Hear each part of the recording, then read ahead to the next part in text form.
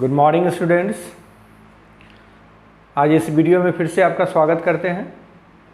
हम लोग solid state chapter को पढ़ रहे थे और सॉलिड स्टेट चैप्टर में मैंने पिछले वीडियो में 9 लेक्चर मैं दे चुका हूँ। इसमें 9वें लेक्चर में मैंने सब कुछ फर्स्ट हाफ जो सॉलिड के बारे में पैकिंग की एफिशिएंसी, यूनिट सेल या उससे रिलेटेड जो न्यूमेरिकल क्वेश्चंस आते हैं उसके लिए मैंने एक फार्मूला डिराइव कर दिया था और कहा था कि जितने भी न्यूमेरिकल्स होंगे, चाहे वो कोई भी न्यूमेरिकल्स हों इस चैप्टर के, उसमें हम उस फार्मूला का यूज़ करके आसानी से, बस एक ही फार्मूला है सॉलिड स्टेट में जिसका इस्तेमाल करके हम लोग आसानी से उसके सारे न्यूमेरिकल्स को सॉल्व कर लेते हैं। एग्जामिनेशन पॉइंट ऑफ व्यू से या कॉम्पिटिटिव पॉइंट ऑफ व्यू से, दोनों ही व्यूज से वो टॉपिक, वो फार्मूला बड़ा इम्पॉर्टेंट है। खास करके बोर्ड के एग्ज़ाम्स में तो एक सवाल न्यूमेरिकल इस चैप्टर से पूछा ही जाता है और वो जो सवाल होता है वो बेस्ड होता है उसी फार्मूला पर। बस कुछ नहीं, सारे के सारे वैल्यूज जो दिए हुए होते हैं उन सारे वैल्यूज़ को हमको उस फार्मूला में पुट कर देना है और पुट करने के बाद जो सॉल्व करेंगे तो वो सही रिजल्ट आ जाएगा। तो हमको उसमें सावधानी ही बरतनी होती है कि जो यूनिट हैं, अलग अलग जो क्वांटिटीज़ दिए हुए हैं उनका यूनिट जो है उस पर ध्यान देना है। और पिछले वीडियो में मैंने बताया हुआ है कि अगर डेंसिटी ग्राम पर सेंटीमीटर क्यूब में दिया हुआ है तो हमारा जो एज लेंथ होगा, साइड होगा यूनिट सेल का, वह भी सेंटीमीटर में होना चाहिए। जनरली वह एज लेंथ पिकोमीटर में, नैनोमीटर में, एंगस्ट्रॉम में दिया हुआ रहता है, तो हम उसको बदल लेंगे सेंटीमीटर में और सेंटीमीटर में बदलने के बाद फिर हम उसको सॉल्व करेंगे, तब जाके हमारा वो ठीक होगा और उसका सॉल्यूशन हमको सही मिलेगा। तो ये सारी बात आपको समझा चुके हैं, न्यूमेरिकल्स वगैरह बनाने की बात कर चुके हैं। अब बारी है इस सॉलिड चैप्टर्स के सेकेंड हाफ में चलने की। सेकेंड हाफ बड़ा ही इंटरेस्टिंग है, मैंने बताया भी था। सेकेंड हाफ में टॉपिक शुरू होता है इम्परफेक्शन इन सॉलिड। मतलब सॉलिड में इम्परफेक्शन या डिफेक्ट जो भी कहिए वो क्या होता है, वो कैसे होता है, उसके होने से क्या होता है ये जानना है। उसके बाद प्रॉपर्टीज ऑफ सॉलिड, जैसे इलेक्ट्रिकल प्रॉपर्टीज, पहले के सिलेबस में डाई इलेक्ट्रिक प्रॉपर्टीज भी था, तो यहाँ लेकिन उसको हटा दिया गया और इलेक्ट्रिक प्रॉपर्टीज और मैग्नेटिक प्रॉपर्टीज, दो प्रॉपर्टीज के बारे में पढ़ना है। तो कुल मिलाकर 3 टॉपिक्स हमारे बच गए हैं इस चैप्टर में, 3 टॉपिक्स रह गए हैं और उन तीनों को हम लोग कवर कर लेते हैं और उसके बाद ये चैप्टर कंप्लीट हो जाएगा। देखते हैं कितना लेक्चर इसमें लग पाता है। तो हम लोगों को आज ये पढ़ना है इम्परफेक्शन इन सॉलिड। हम अपने प्रिय छात्राओं से ये कहना चाहेंगे कि आप जब कभी ये वीडियो देखते हैं तो इसको फॉरवर्ड करके मत देखें, आप इसको एक पॉइंट वाइज देखें। सब कुछ समझाया हुआ है। ये वीडियो बनाने का बस एक ही मकसद है कि आपको कोई भी टॉपिक जो है उसको डेप्थ में समझ में आए। बहुत सारी बातें हैं जो नहीं भी लिखता हूँ, मैं लिख इसलिए देता हूँ ताकि आपका ध्यान उस पर रहे।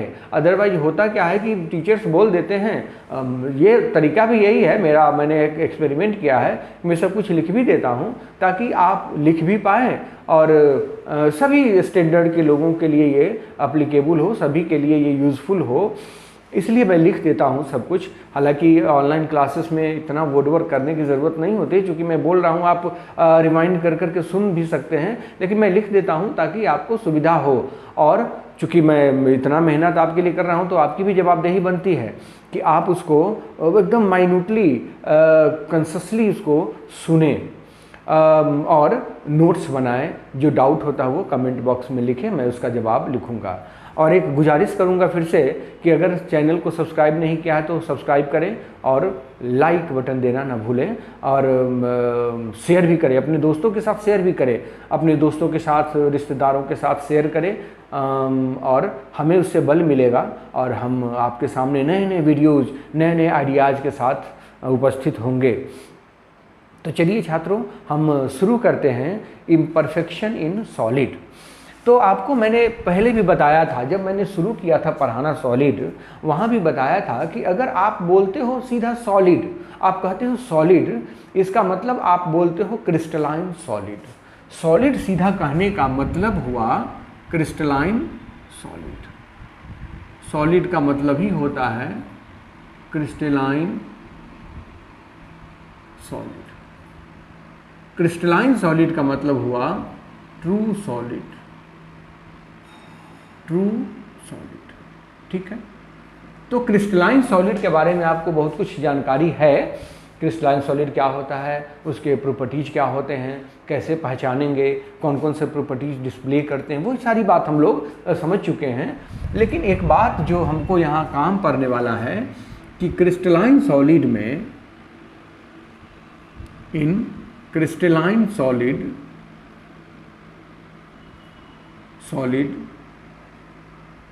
there is regular arrangement of constituents, regular arrangement of constituents throughout the solid, throughout the solid. ये आपको पढ़ाया हुआ है कि क्रिस्टलाइन सॉलिड का मतलब हुआ कि एक ऐसा सॉलिड है जिसमें उसके कंस्टिट्यूएंट्स का अरेंजमेंट एकदम रेगुलर है पूरे सॉलिड में। पूरे सॉलिड में कहीं भी देख लीजिए तो वही रेगुलरिटी आपको मिलेगी और वो क्रिस्टलाइन सॉलिड कहलाता है। तो आप समझ रहे हैं कि कंस्टिट्यूएंट्स तो एटम भी हो सकते हैं, मॉलिक्यूल्स भी हो सकते हैं, आयंस भी हो सकते हैं। तो आयनिक सॉलिड में अगर कंस्टिट्यूएंट्स आयन हैं, in ionic solid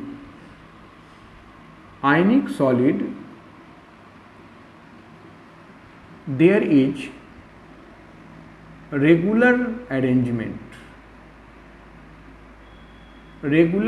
arrangement of constituents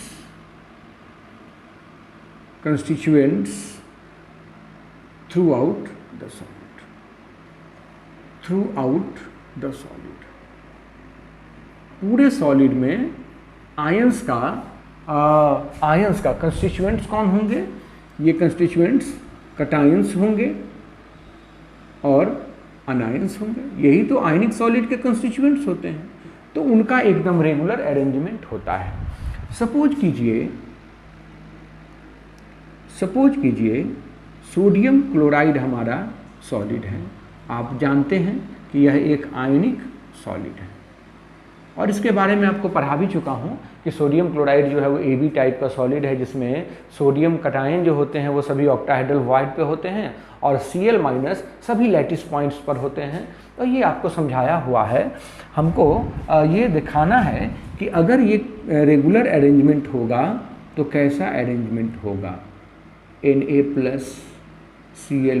Na+Cl-, Cl-, Na+, Cl-, Na+, Cl-, Na+, Na+,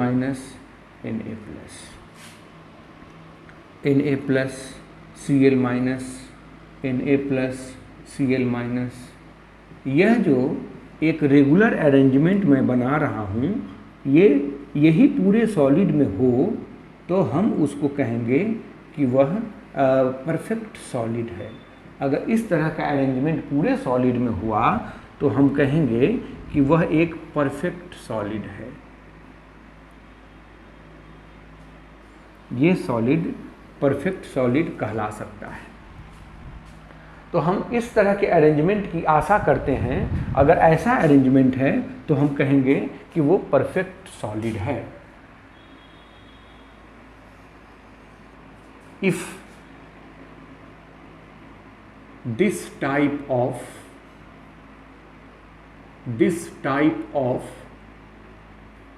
regular arrangement of ions are there, तब हम उस सॉलिड को कहेंगे the solid is known as perfect solid. Perfect solid, हम उसको कहेंगे perfect solid. इस regular arrangement से थोड़ा भी अगर डिपार्चर हुआ, मतलब उसमें थोड़ा भी चेंज हुआ, तब हम उसी को कहेंगे इम्परफेक्ट सॉलिड, डिफेक्टेड सॉलिड। तो हम कहते हैं कि any departure from this regular arrangement,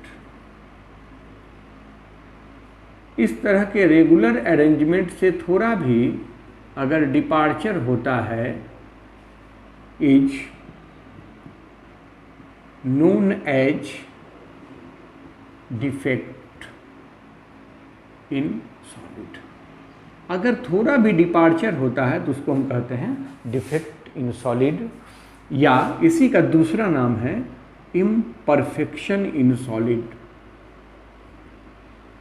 imperfection in solid इसी का दूसरा नाम है। तो ये जो डिपार्चर यहाँ कहता है कि a perfect solid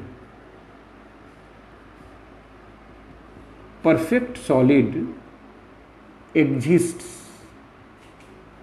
only at absolute zero temperature. Absolute zero temperature का मतलब हुआ 0 केल्विन टेम्परेचर, मतलब that is at -273.15 degree centigrade. इस टेम्परेचर पर कोई सॉलिड परफेक्ट हो सकता है। रूम टेम्परेचर पे, मतलब इससे ऊपर कोई भी सॉलिड 100% परफेक्ट नहीं होगा। Above 0 kelvin temperature no perfect solid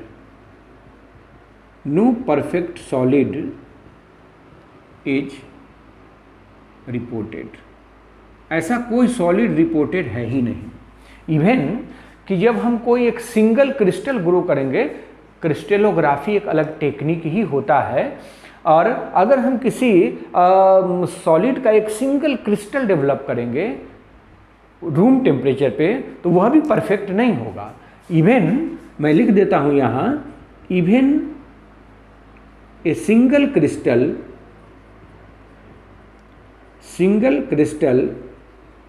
grown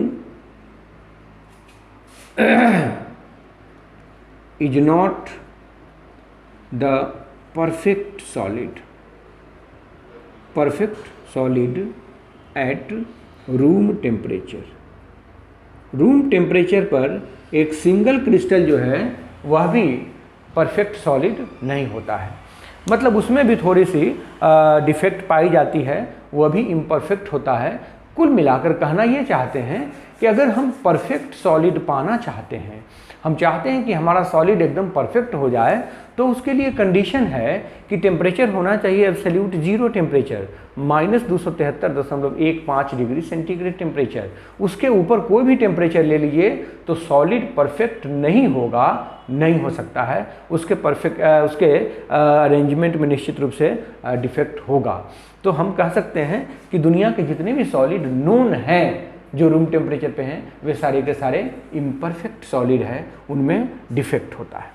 अब समझना ये है कि ये जो डिफेक्ट है वो कैसे होते हैं, कितने तरह के होते हैं। तो पहले हम लोग, अब होते तो बहुत कुछ है, हमारे सिलेबस के मुताबिक, हमारे सिलेबस के हिसाब से हमें जो समझना है उस पर हम लोग अपने आप को कंसंट्रेट करें, क्योंकि किसी टॉपिक के बारे में सब कुछ पढ़ना अपने इस लेवल में ठीक नहीं है, संभव भी नहीं है।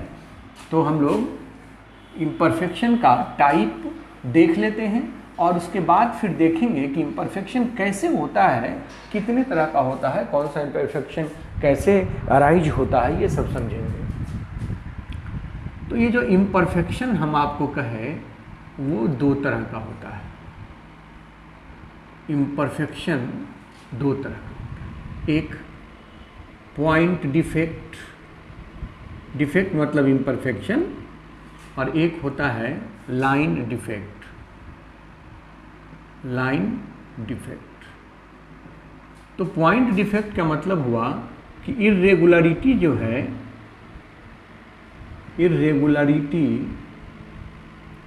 arises at the certain point, किसी खास पॉइंट पर अगर इर्रेगुलरिटी हो रहा है तो उसको कहेंगे पॉइंट डिफेक्ट। और इसमें कहता है कि जो इर्रेगुलरिटी होगी वो एक लाइन में होगी।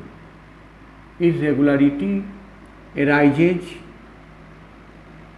इन अ लाइन, एक लाइन में अगर इरेगुलरिटी होती है तो उसको हम लोग कहते हैं लाइन डिफेक्ट। तो हमें पॉइंट डिफेक्ट के बारे में ही पढ़ना है, पॉइंट डिफेक्ट के बारे में ही पढ़ना है। तो पॉइंट डिफेक्ट में कहता है कि ये जो पॉइंट डिफेक्ट है ये दो तरह के सॉलिड में हो सकता है। तो एक हो सकता है कि नॉन आयनिक सॉलिड में, नॉन आयनिक सॉलिड में हो सकता है, आप ऐसे कहिए इन नॉन आयनिक सॉलिड, और दूसरा इन आयोनिक सॉलिड। तो आयनिक सॉलिड में भी हो सकता है, नॉन आयनिक सॉलिड में हो सकता है। तो हम लोग ये इसका पॉइंट डिफेक्ट के बारे में समझ लेते हैं। पॉइंट डिफेक्ट, पॉइंट डिफेक्ट के बारे में आपको अभी बता दिया कि पॉइंट डिफेक्ट का मतलब हुआ कि किसी सॉलिड में जो इरेगुलरिटी है वो किसी सर्टेन पॉइंट पर होगा। तो इसके टाइप्स कहता है स्टैच्यूमेट्रिक, स्टैच्यूमेट्रिक डिफेक्ट, दूसरा नॉन स्टैच्यूमेट्रिक, नॉन स्टैच्यूमेट्रिक डिफेक्ट, तीसरा इम्प्यूरिटीज डिफेक्ट, इम्प्यूरिटीज डिफेक्ट, चौथा वैकेंसी डिफेक्ट, वैकेंसी डिफेक्ट, और एक और होता है पांचवा interstitial, interstitial defect, interstitial defect. ये जो तीनों डिफेक्ट मैंने कहा ये पाए जाते हैं आयनिक सॉलिड में, फाउंड इन आयोनिक सॉलिड। ये तीनों डिफेक्ट आयोनिक सॉलिड में पाए जाते हैं, और ये दोनों डिफेक्ट्स नॉन आयोनिक सॉलिड में found in the non ionic solid, यह नॉन आयोनिक सॉलिड में पाया जाता है। तो ये stoichiometric defect, non stoichiometric defect, impurity defect, ये हो गए आयनिक सॉलिड में पाए जाने वाले डिफेक्ट, और ये दोनों नॉन आयनिक सॉलिड में पाए जाने वाले डिफेक्ट हुए। अब इसको बारी बारी से समझना होगा। तो हम लोग आयनिक सॉलिड में जो डिफेक्ट पाया जाता है उसके बारे में बात कर लेते हैं। उसके बारे में बात करने से पहले हम आपको ये समझा देना चाहते हैं कि ये जो स्टैच्यूमेट्रिक डिफेक्ट है ये दो तरह का होता है। फ्रैंकल डिफेक्ट, फ्रैंकल डिफेक्ट, और दूसरा स्कॉटकी डिफेक्ट, स्कॉटकी डिफेक्ट। ये दो तरह का होता है। नॉन स्टैच्यूमेट्रिक डिफेक्ट भी दो तरह का होता है। Metal excess, metal excess defect, और metal deficiency defect, metal deficiency defect, ये भी दो तरह का होता है। इम्प्यूरिटी डिफेक्ट तो होता ही है, उसमें भी दो पॉसिबिलिटी आती है, वो हम लोग बाद में देखेंगे। तो हम लोगों को कुल मिलाकर इन्हीं इम्परफेक्शंस के बारे में समझना है, इम्परफेक्शंस के बारे में समझना है। तो हम शुरू करते हैं स्टैच्यूमेट्रिक डिफेक्ट। स्टैच्यूमेट्रिक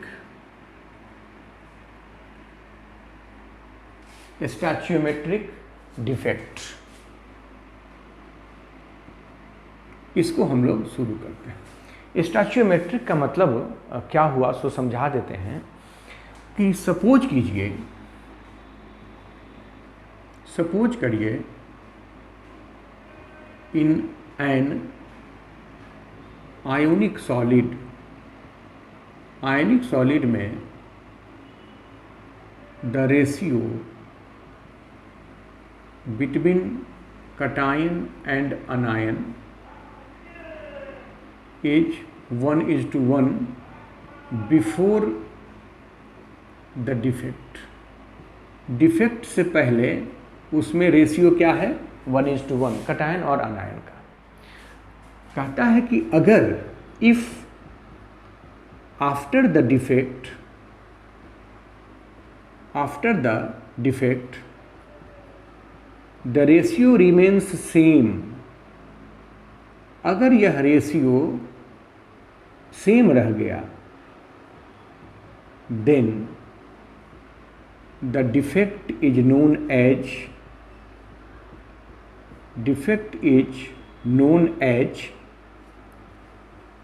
स्टैच्यूमेट्रिक डिफेक्ट। ध्यान दीजिएगा, उस डिफेक्ट को हम स्टैच्यूमेट्रिक डिफेक्ट कहेंगे। अगर डिफेक्ट के बाद भी जो रेशियो है स्टैच्यूमेट्रिक रेशियो वो वही रहा जो डिफेक्ट से पहले था, तो हम उस तरह के डिफेक्ट को स्टैच्यूमेट्रिक डिफेक्ट कहेंगे। पहली बात। दूसरी बात, आपको ये सोच लेना है कि अगर डिफेक्ट हुआ तो सॉलिड के न्यूट्रलिटी पर कोई असर नहीं होना चाहिए। ये स्टार देकर मैं लिख देता हूं कि after the defect the neutrality of solid must be maintained.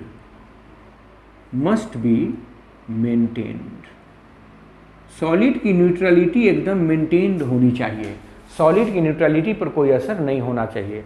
Defect allowed है लेकिन सॉलिड जो होगा वो फाइनली न्यूट्रल ही होना चाहिए। अगर सॉलिड न्यूट्रल नहीं हुआ तो उस तरह का डिफेक्ट जो है वो अलाउड नहीं है, वो डिफेक्ट सिग्निफिकेंट नहीं माना जाएगा।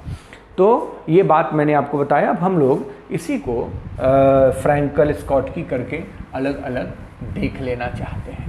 फ्रैंकल डिफेक्ट, स्कॉटकी डिफेक्ट क्या है, ये देखने से बात समझ में आ जाएगी।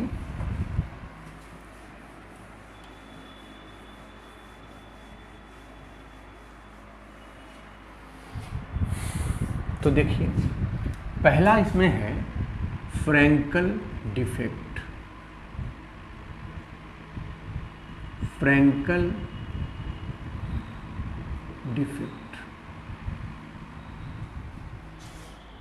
डिफेक्ट किस तरह के डिफेक्ट है तो आप जानते हैं, इट इज ए स्टैच्यूमेट्रिक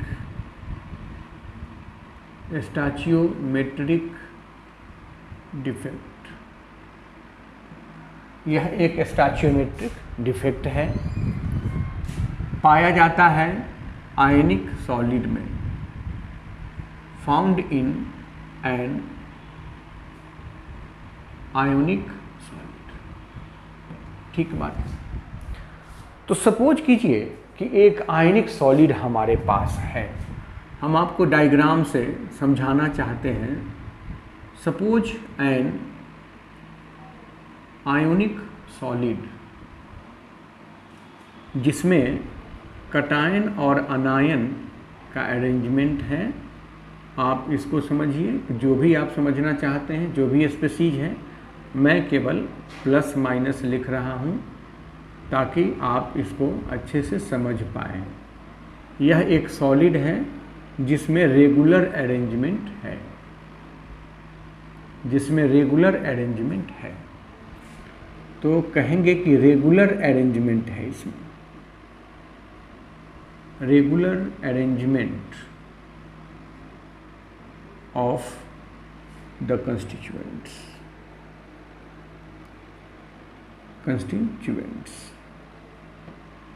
अब इस सॉलिड में कहता है कि आप उस पर प्रेशर अप्लाई करें, हाई प्रेशर एंड टेम्परेचर। इस पर बहुत ज़्यादा प्रेशर एंड टेम्परेचर अप्लाई करें तो हो सकता है कि कोई एक आयन मैं अभी दिखाता हूं आपको,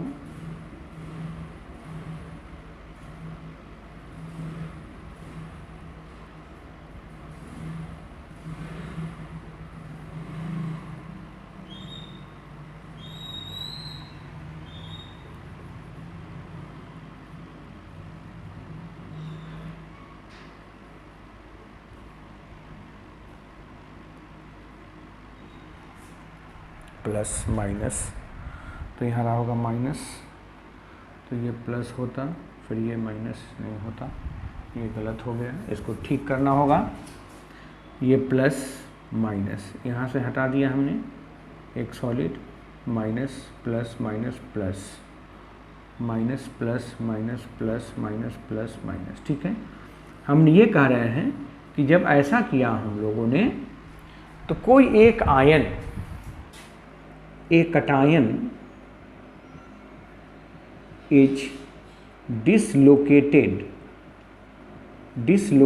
from its original site। यहाँ से वो कटायन डिसलोकेट होके किसी दूसरे जगह पर वो चला गया, original site, and occupy another interstitial site. कोई दूसरा इंटरस्टिशियल साइट ऑक्यूपाई कर लेता है। देखिए, कोई दूसरा इंटरस्टिशियल साइट ऑक्यूपाई कर लिया और अपने जगह को छोड़ दिया उसमें। तो इस तरह से उसके पीछे एक खाली जगह बन गया। इसके पीछे इस तरह से इस कटायन के जगह पर एक खाली जगह बन गया जिसको हम होल कहेंगे। In this way a vacant space is created known as hole. हम उसको क्या कह रहे हैं? होल। यह एक होल बन गया, इसको हम होल कह रहे हैं। ये होल एक क्रिएट हो गया। अब देखिए, इसमें जो रेशियो पहले था, द स्टैचियोमेट्रिक रेशियो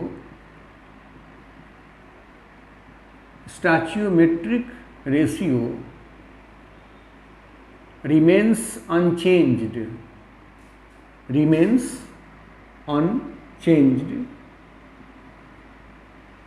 because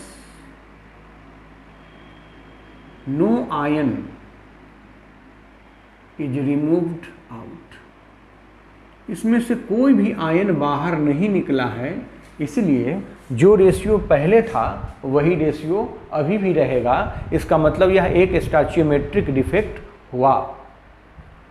दूसरी बात कि चूंकि इसमें से कुछ भी बाहर नहीं निकला है, इसलिए इस सॉलिड की जो डेंसिटी पहले रहेगी वही डेंसिटी अभी भी रहेगी। The density of solid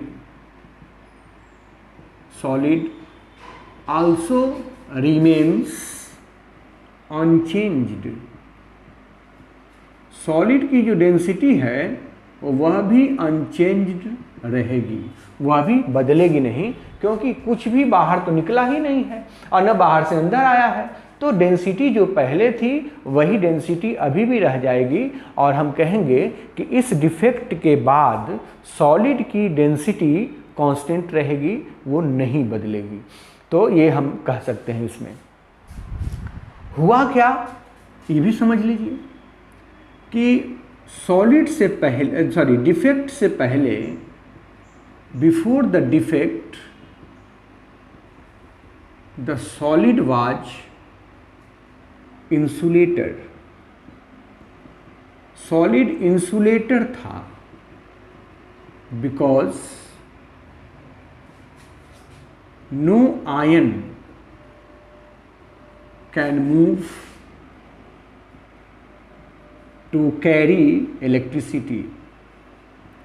electricity को कैरी करने के लिए कोई भी आयन इसमें मूव नहीं कर सकता है, क्योंकि सॉलिड है, वो सब पैक्ड है, तो कोई आयन मूव नहीं करेगा। जब आयन ही मूव नहीं करेगा तो इलेक्ट्रिसिटी को कैरी नहीं करेगा कोई, मतलब ये इंसुलेटर था। आप जानते भी हैं कि आयनिक सॉलिड्स जो होते हैं वो सॉलिड स्टेट में इंसुलेटर होते हैं, लेकिन मोल्टेन स्टेट या एक्वस मीडियम में वो कंडक्टर हो जाते हैं, क्योंकि मोल्टेन या एक्वस मीडियम में उनके आयंस फ्री हो जाते हैं जो इलेक्ट्रिसिटी को कंडक्ट कर सकते हैं, इसलिए वो कंडक्टर हो जाते हैं। तो यहाँ भी वही बात है कि डिफेक्ट से पहले कोई आयन मूव नहीं कर सकता था, इसलिए वह इंसुलेटर था।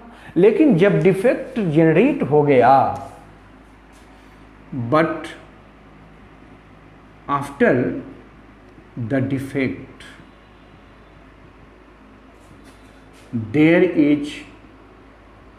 there is the space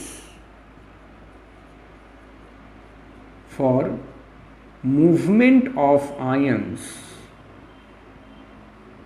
ions को मूव करने के लिए अब स्पेस मिल गया। देखिए ये जो होल है, अब ये आयन यहाँ जाएगा, होल यहाँ आ जाएगा, फिर ये यहाँ आएगा तो होल यहाँ आ जाएगा, मतलब अब होल के कारण ये आयंस मूव कर सकते हैं, और जब मूव कर सकते हैं तो ये कंडक्टर हो जाएंगे, ये कंडक्टर हो जाएंगे। तो हम कह सकते हैं hence after this defect the solid becomes conductor, solid becomes conductor. यह जो सॉलिड है वो कंडक्टर हो जाएगा, ये सॉलिड कंडक्टर हो जाएगा, जो कि इंसुलेटर हुआ करता था सॉलिड स्टेट में, लेकिन वही जब फ्रैंकल डिफेक्ट उसमें राइज हो गया, डेवलप हो गया, तब यह कंडक्टर हो जाएगा। और कंडक्शन के लिए रिस्पॉन्सिबल कौन होगा? वो होल जो बना, उस होल के कारण ये कंडक्टर हो गया। तो हम ये कह सकते हैं कि the hole formed after defect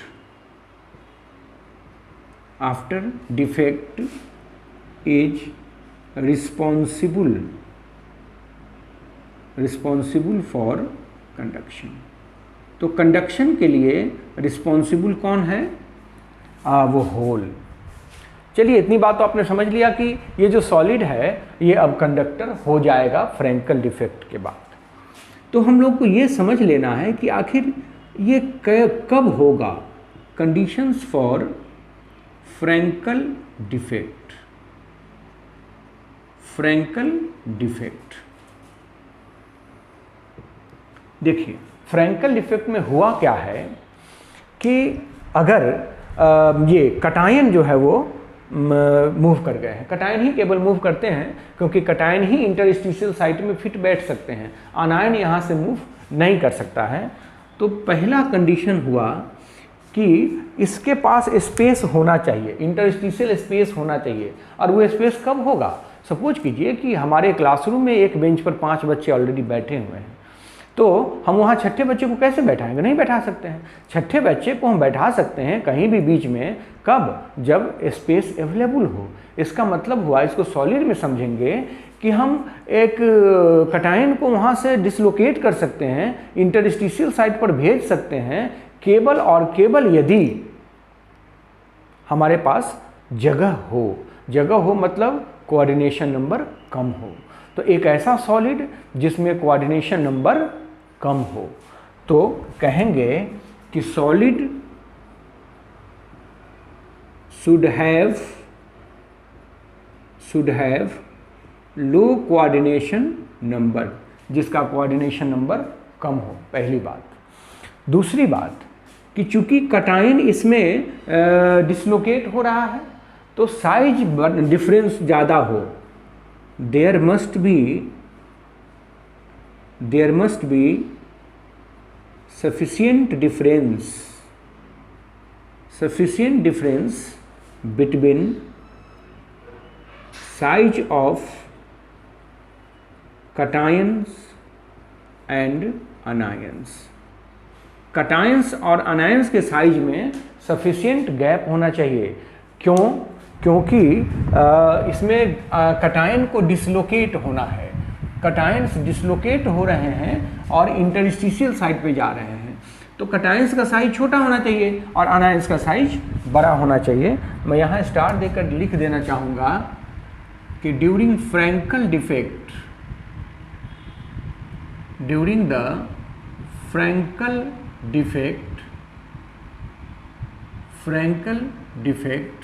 only cation can be dislocated। Cations का ही डिसलोकेशन हो सकता है, बट नॉट अनायन। अनायन का डिसलोकेशन नहीं हो सकता है। क्यों? Due to a smaller size of cation. तो यह बात हमेशा ध्यान में रखना है। तो दो कंडीशन मैंने आपको बताया। पहला कंडीशन कि उस सॉलिड में कोऑर्डिनेशन नंबर कम होना चाहिए ताकि जगह हो। कोऑर्डिनेशन नंबर का मतलब सराउंडिंग एटम्स, तो सराउंडिंग एटम बहुत ज़्यादा होंगे तो खिसकाने का जगह ही नहीं बचेगा, तो कोऑर्डिनेशन नंबर कम होना चाहिए, पहली बात। और दूसरी बात कि उसमें कटायन और अनायन के साइज में ज़्यादा गैप होना चाहिए। कटायन बहुत छोटा हो, अनायन बहुत बड़ा हो, तब ना उनके अरेंजमेंट से जो साइट बचेगा, वॉइड बचेगा, उसमें जाके कटायन फिट बैठेगा। तो ये बातें हुई। यही कारण है, कहता है कि Frenkel defect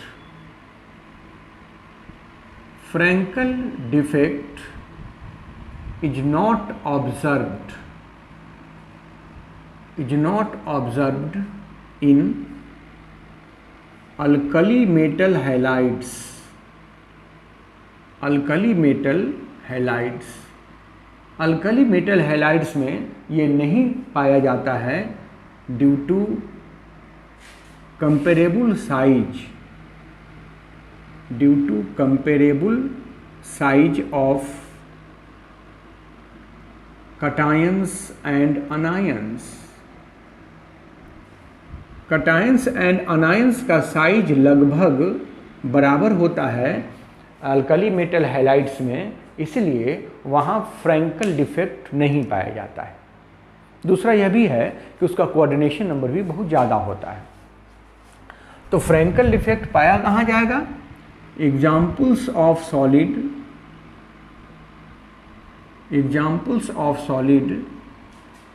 in which Frankel defect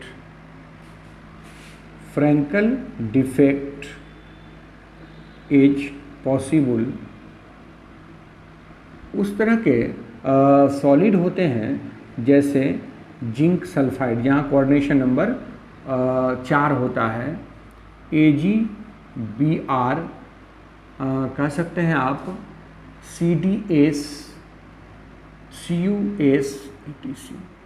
इन सबों में इस तरह का डिफेक्ट पाया जाता है, फ्रैंकल डिफेक्ट। तो फ्रैंकल डिफेक्ट के बारे में मैंने सब कुछ आपको समझा दिया कि फ्रैंकल डिफेक्ट क्यों होता है, कैसे होता है और कब होता है। तो ये फ्रैंकल डिफेक्ट की बात थी। स्टैचियोमेट्रिक डिफेक्ट में ये पहला डिफेक्ट है जिसमें डेंसिटी नहीं घटती है। अब कहता है कि अगर यही डिफेक्ट किसी नॉन आयनिक सॉलिड में पाया जाएगा तब उसको हम इंटरस्टिशियल डिफेक्ट कहेंगे। एक जुमला मैं लिख देता हूं कि अगर if the same defect is found in a non ionic solid, अगर किसी नॉन आयनिक सॉलिड में यह डिफेक्ट पाया जाएगा, then it will be the interstitial defect. तब हम लोग उस डिफेक्ट को इंटरस्टिशियल डिफेक्ट कहेंगे। यहाँ कोई डाउट नहीं होना चाहिए। लेकिन यहाँ तो डेंसिटी नहीं बढ़ी है, लेकिन अगर ये नॉन आयनिक सॉलिड में होगा तो वहाँ बाहर से कोई सॉलिड डाला जाएगा और उसको कहते हैं वो डेंसिटी वहाँ बढ़ जाएगी। बस इतना ही सा फर्क होगा, बाकी बातें यही होती हैं। तो मैंने ये समझाया फ्रैंकल डिफेक्ट। अब इसमें स्टोइचियोमेट्रिक डिफेक्ट में ही एक और डिफेक्ट मैं आप अभी इस लेक्चर में डिस्कस कर लेना चाहता हूँ, स्कॉटकी डिफेक्ट। स्कॉटकी डिफेक्ट में क्या होगा ये भी समझ लेना है कि ये स्कॉटकी डिफेक्ट है क्या, इसको भी समझ के फिर उस लेक्चर को बंद करेंगे। दूसरा है Schottky defect. Schottky defect,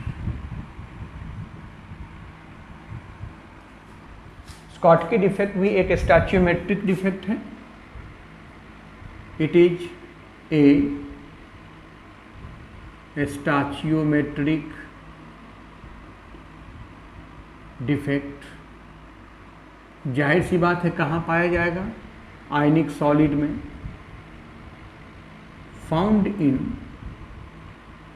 the ionic solid. अब एक बात समझिए, कहता है कि अगर कोई सॉलिड हमारे पास ऐसा है जिसका कोऑर्डिनेशन नंबर बहुत ज़्यादा है और उसमें अनायन और कटायन का साइज भी लगभग बराबर है। एक ऐसा सॉलिड है, सपोज एन आयोनिक सॉलिड, एक आयनिक सॉलिड की बात कीजिए, इन विच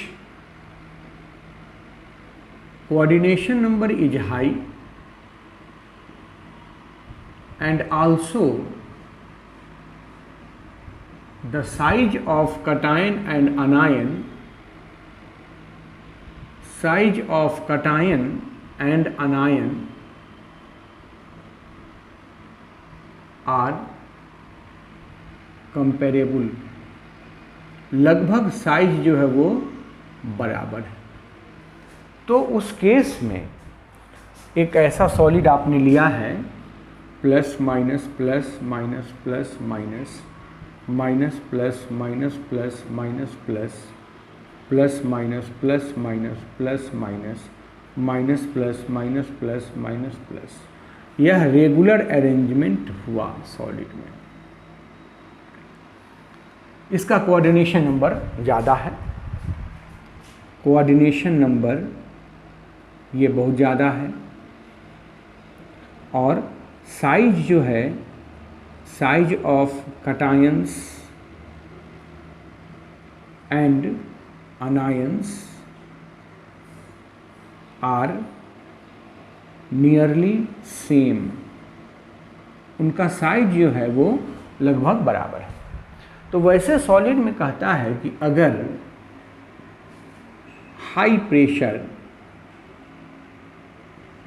इस पर हम बहुत ज़्यादा प्रेशर लगाएं और टेम्परेचर भी लगाएं, टेम्परेचर भी बहुत ज़्यादा लगाया तो यहाँ तो कोई कटायन मिसप्लेस नहीं हो सकता है, डिसलोकेटेड नहीं हो सकता है, क्योंकि जगह ही नहीं है। तो हम कहेंगे कि due to lack of space any cation cannot be dislocated। तो जब डिसलोकेट नहीं होगा तो उस प्रेशर के कारण क्या होगा कि एक कटायन अपने इंटरस्टिशियल साइट से बाहर चला जाएगा।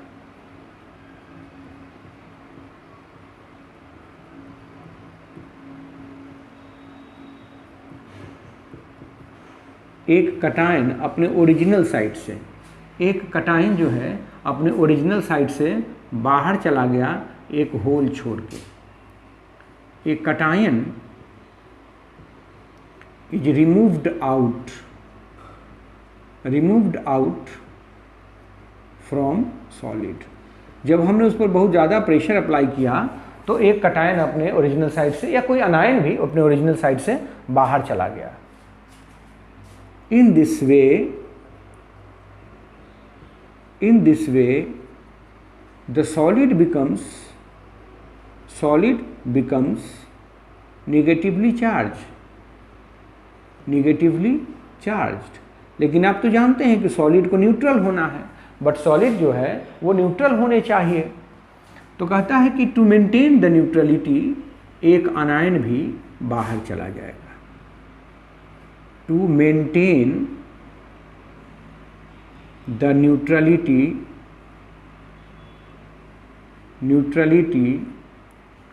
an anion is also removed out। एक अनायन भी उसमें से बाहर निकल जाएगा। इस तरह से दो होल्स एक साथ बनेंगे। In this way, two holes are created simultaneously। एक साथ दो होल्स का फॉर्मेशन हो गया, एक साथ दो होल्स बन गए, दो होल्स हमारे पास अवेलेबल हो गए। तो इस तरह से देखिए कि सॉलिड का जो न्यूट्रलिटी है, इन this way neutrality of solid is maintained. Neutrality of solid is maintained. पहली बात कि सॉलिड की न्यूट्रलिटी जो है वो मेंटेन रही, और स्टैच्यूमेट्रिक रेशियो भी अनडिस्टर्ब रहा, and stoichiometric ratio is also unchanged। Stoichiometric ratio जो है वह भी अनचेंज्ड रहा, वो नहीं बदला। तो इस तरह से ये स्टैच्यूमेट्रिक डिफेक्ट हुआ। अब इस स्कॉटकी डिफेक्ट जिसको कह रहे हैं हम, उसमें हुआ क्या? इन स्कॉटकी डिफेक्ट, पहली बात क्या हुई कि two holes are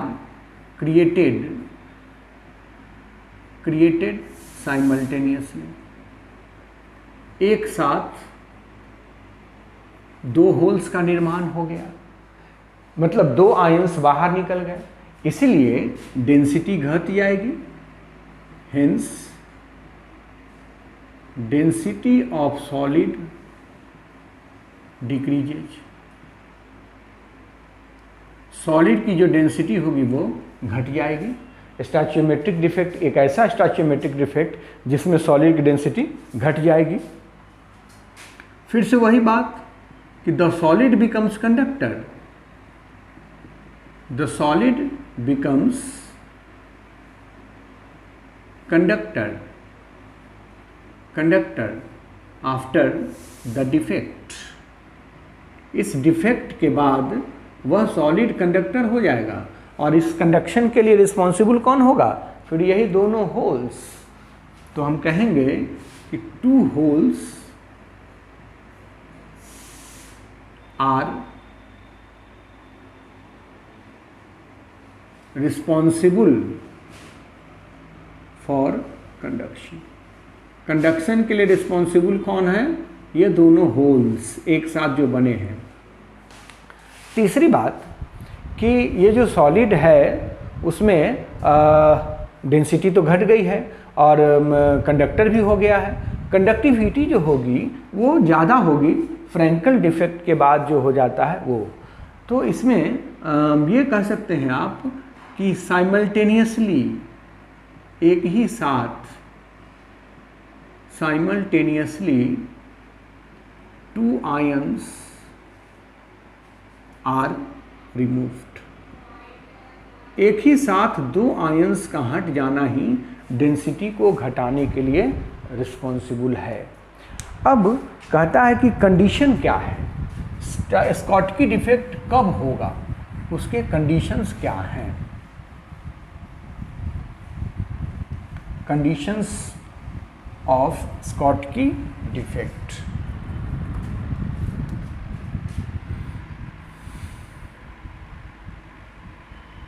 conditions of Schottky defect.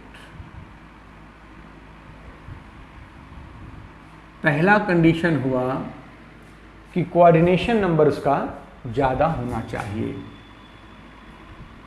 Coordination number of solid,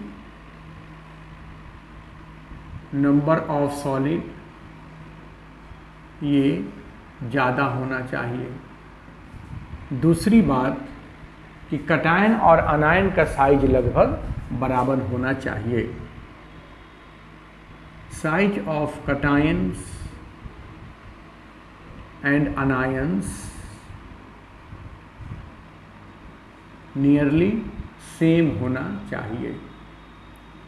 और इस पर खरा उतरने वाला सॉलिड जो है वो है sodium chloride, potassium chloride, lithium bromide, silver chloride, silver bromide ETC। देखिए सिल्वर ब्रोमाइड उसमें भी एग्जाम्पल लिखा था मैंने, तो यहाँ कह देते हैं कि AgBr is the solid in which both types of defect are possible। मतलब स्टैचियोमेट्रिक डिफेक्ट जो दोनों तरह का है वो दोनों इसमें हो सकता है। एक जुमला ये कह देना है कि अगर यही डिफेक्ट नॉन आयनिक सॉलिड में होता तब हम उसको वैकेंसी डिफेक्ट कहते। If this defect is found in a non ionic solid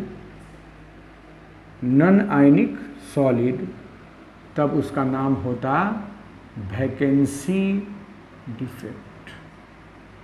तो इस तरह से हम लोग देखते हैं कि किसी सॉलिड में स्टैचियोमेट्रिक डिफेक्ट कैसे अराइज होता है और उसके क्या इम्पैक्ट्स हो सकते हैं सॉलिड पर, ये मैंने आपको दिखाने की कोशिश की है।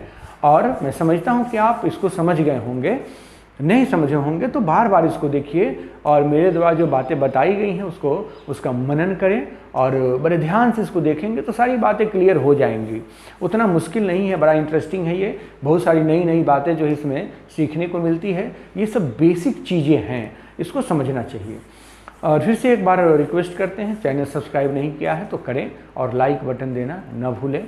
अपने दोस्तों के साथ भी चैनल को शेयर करें। और हम लोग अगले वीडियो में नॉन स्टैचियोमेट्रिक डिफेक्ट जिसमें मेटल एक्सेस और मेटल डेफिशिएंसी की बात करेंगे और तब इम्प्यूरिटीज डिफेक्ट की बात करेंगे। तो ये डिफेक्ट वाला टॉपिक ख़त्म होगा तब इलेक्ट्रिकल और मैग्नेटिक प्रॉपर्टीज की बात हम लोग करेंगे। ये वीडियो बहुत लंबा हो रहा है इसलिए हम लोग इसको यहीं रोक रहे हैं और अगली वीडियो में आपसे फिर मुलाकात होगी और वहाँ आपको बताऊँगा नॉन स्टैचियोमेट्रिक डिफेक्ट क्या होता है, कैसे डेवलप होता है और उसका इम्पैक्ट क्या होता है सॉलिड पे। इस पर हम लोग खुल के बात करेंगे। धन्यवाद।